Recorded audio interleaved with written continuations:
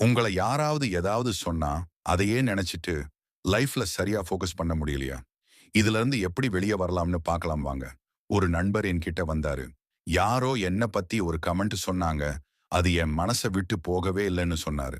நான் ஆலோசனை சொல்ல ஆரம்பிக்கும் போதே அவருக்கு ஒரு அவசர ஃபோன் வந்து கிளம்பிட்டாரு. ஒரு வாரம் கழிச்சு பார்த்தப்போ, அந்த பிரச்சனை இப்ப நினைவுக்கே வரல. புது பிரச்சனை வந்திருக்குன்னு சொன்னாரு. ஆனா 1 மாசம் கழிச்சு, அதே பழைய பிரச்சனையோட திரும்ப வந்து தீர்வு கேட்டாரு.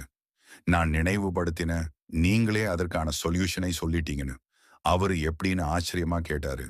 நான் சொன்ன ஒரு பிரச்சனை மனச ஆக்கிரமிச்சிருக்கும்போது, வேறொரு பெரிய பிரச்சனை வந்தா, பழசு மறந்து போகும். அதுதான் தீர்வு. இதுதான் உங்களுக்கு நடந்திருக்கு அப்படின்னு சொன்னேன்.